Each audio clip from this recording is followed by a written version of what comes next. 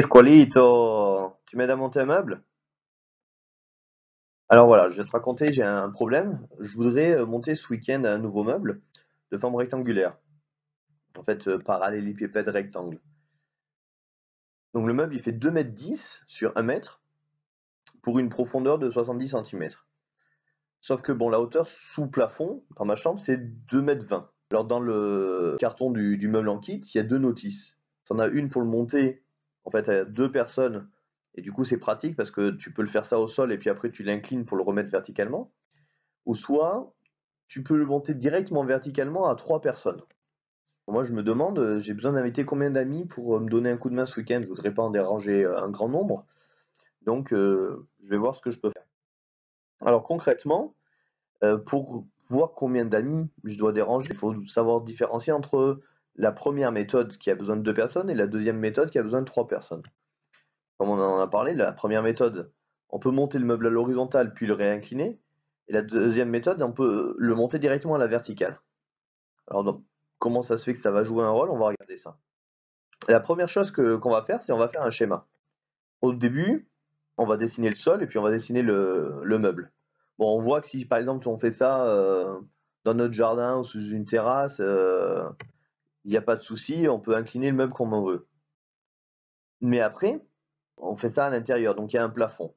On va commencer à regarder dans le cas où le plafond est assez bas. On voit, bon, bien sûr, on peut pas l'incliner là, c'est trop bas. Donc on va essayer de monter un petit peu le plafond. Voilà, on va tester, est-ce qu'on peut l'incliner? Ah voilà, ça bloque encore. Donc bon, on va essayer de le monter encore un petit peu. Voilà, un tout petit peu comme ça, puis ah, bah là, tiens, tu vois, ça passe de justesse. Donc, ce qu'on va faire, c'est qu'on va essayer de voir comment ça se fait que ça a pu passer. Tu vois, ça passe, et on voit que le coin supérieur, il frôle le plafond. Et qu'est-ce que c'est ça en fait, le coin supérieur? La différence entre le coin supérieur et le coin inférieur, c'est pile la diagonale du rectangle. Et c'est en même temps la hauteur entre le plafond et le sol. Tu vois, le coin supérieur, quand on incline le meuble, il suit un arc de cercle. Donc on se rend compte que la hauteur minimale du plafond, pour pouvoir incliner le meuble, c'est la diagonale du meuble. Bon, ben on va la calculer, là, cette diagonale.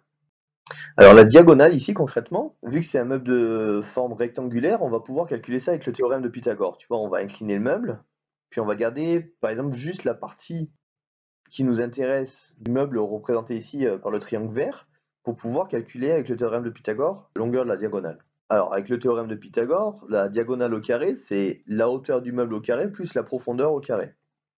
C'est toujours le petit côté au carré plus le grand côté au carré. Ça fait l'hypoténuse au carré. Alors, dans notre cas, on va mettre les nombres qui sont marqués sur la notice du meuble.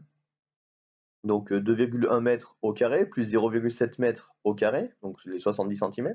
On fait tous les calculs, puis on se rend compte que ça fait 4,9 m carrés, c'est la diagonale au carré. Donc, pour avoir la vraie diagonale, on va prendre la racine carrée de ce nombre. Donc ça fait 2,21 mètres. Alors qu'est-ce qui se passe? On a besoin d'un plafond qui est au moins à 2,21 mètres de haut pour ce genre de meuble. Et là où ça craint, c'est qu'en fait, chez moi, le plafond il fait pile 2,20 mètres. Donc à 1 cm près, ça passe pas, je pourrais pas incliner. Donc en fait, je pourrais y aller à la bourrin. Après, ça va risquer de bousiller le meuble. Donc on va pas faire cette solution-là. Il faut que je le construise à la verticale directement avec la deuxième méthode qui était marquée dans la deuxième notice. Du coup, la méthode qui nous plaît, c'est la deuxième, et on a besoin d'être trois personnes, donc je vais demander à deux amis. Avec moi, ça fera trois personnes.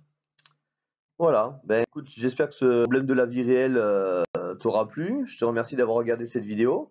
J'espère que ça t'aura aidé. Puis si jamais tu as des problèmes en maths, etc., tu m'envoies ton problème ou ton exo, et puis j'y répondrai en vidéo.